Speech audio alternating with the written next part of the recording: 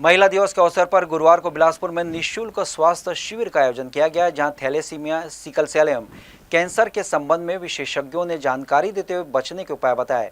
साथ ही पीड़ितों की जांच भी की गई।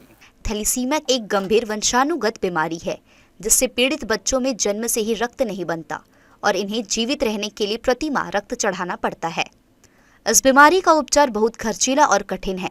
बताया जाता है कि देश में करीब 3% लोग थैलेसीमिया के संवाहक हैं। ये थैलेसीमिया के रोगी तो नहीं होते, लेकिन उनके बच्चों में थैलेसीमिया मेजर हो सकता है। इसलिए ऐसे माता पिता को विवाह से पूर्व या गर्भधारण के दौरान जांच के लिए कहा जाता है। गर्भधारण के पूर्व रक्त परीक्षण से यह सुनिश्चित हो सकता है कि व्यक्ति थैलेसीमिया संवाहक है अथवा नहीं। यदि माता पिता दोनों ही थैलेसीमिया संवाहक हुए तो फिर गर्भस्थ शिशु की भी जांच की जाती है, जिससे थैलेसीमिया पीड़ित शिशु के जन्म को रोका जा सकता है। ऐसी ही एक और बीमारी है सिकल सेल। महिला दिवस के अवसर पर इस विषय में अभिभावकों को जागरूक करने के लिए बालको मेडिकल सेंटर रायपुर, श्री शिशु भवन बिलासपुर और जज्बा एजुकेशन एंड वेलफेयर सोसाइटी द्वारा संयुक्त रूप से निःशुल्क स्वास्थ्य शिविर का आयोजन किया गया। मध्य नगरी स्थित श्री शिशु भवन में कार्यक्रम का शुभारंभ थैलेसीमिया पीड़ित बच्चों ने रिबन काटकर किया। प्रथम सत्र में यहां बाल रोग विशेषज्ञ डॉक्टर रुचि औजला और डॉक्टर सृष्टि श्रीवास्तव द्वारा थैलेसीमिया, सिकल सेल और कैंसर जैसी बीमारियों से पीड़ित बच्चों और उनके अभिभावकों को विस्तार से इसके लक्षण, बचने के उपाय और इलाज की जानकारी दी गई, जिसमें 100 से अधिक लोग शामिल हुए। यहाँ विस्तार से बताया गया कि किस तरह से इन बीमारियों से बचाव और सुरक्षा की जा सकती है।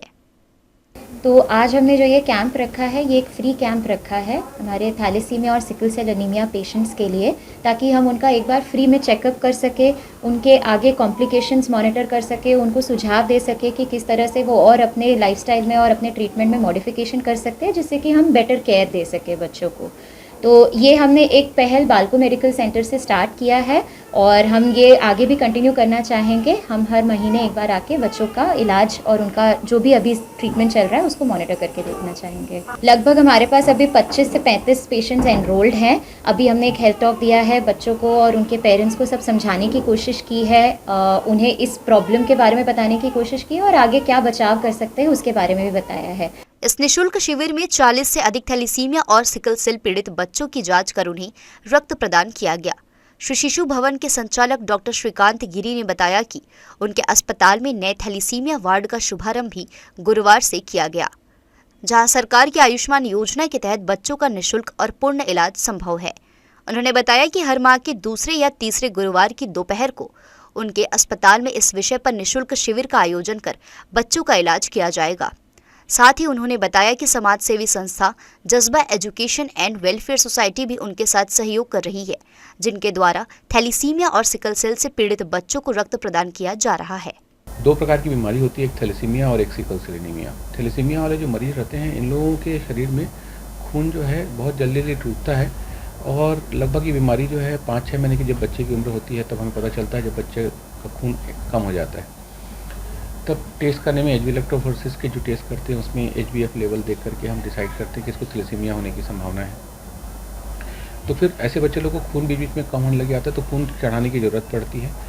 ऐसे बच्चे लोग को हीमोग्लोबिन को लगभग 10 ग्राम के आसपास रखा जाना आवश्यक होता है। हीमोग्लोबिन कम होने से बच्चे को बहुत प्रकार की विकृतियाँ, तकलीफ होनी शुरू हो जाती है। इन जो बच्चों को खून चढ़ाने के साथ साथ जब बार बार हम खून चढ़ाते हैं और शरीर की एक्टिविटी से शरीर में आयरन का लेवल बढ़ने लग जाता है। ये आयरन लेवल शरीर के अलग अलग अंगों में जमा होने लग जाता है, डिपॉजिट होने लग जाता है और उसमें अपना दुष्प्रभाव दिखाता है। जैसे पेंक्रियास में जमा होने से डायबिटीज़ मेलिटस हो सकता है, हार्ट में जमा होने से हार्ट अटैक का भी खतरा रहता है। इस तरीके से ये जो बीमारी है ये काफ़ी ख़राब बीमारी है और इसमें लंबे समय तक बच्चे को इलाज, दवाई की भी ज़रूरत पड़ती है।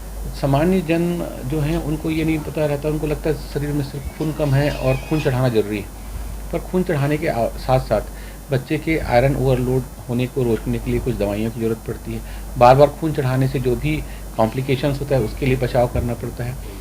शरीर में दुर्बलता और शरीर में उसका दुष्प्रभाव ना हो, ताकि जब बच्चा सही उम्र का रहे और सही डोनर मिल जाए तो बच्चे को बोन मैरो ट्रांसप्लांटेशन करा पाएँ। ये फाइनल ट्रीटमेंट होता है। गुरुवार के शिविर में थैलेसीमिया पीड़ित बच्चों का परीक्षण किया गया। साथ ही नए वार्ड में उन्हें रक्त भी चढ़ाया गया। थैलीसीमिया हो या फिर सिकल सेल, इससे पीड़ित बच्चों को नियमित रूप से रक्त और इलाज की आवश्यकता पड़ती है, जिसके लिए उन्हें भटकना पड़ता है। उम्मीद की जा सकती है कि श्री शिशु भवन के इस प्रयास से अब इन बीमारियों से पीड़ित बच्चों का उचित इलाज शहर में ही उपलब्ध हो सकेगा और उन्हें आसानी से रक्त भी उपलब्ध होगा। जी न्यूज़ के लिए प्रियंका सिंह की रिपोर्ट।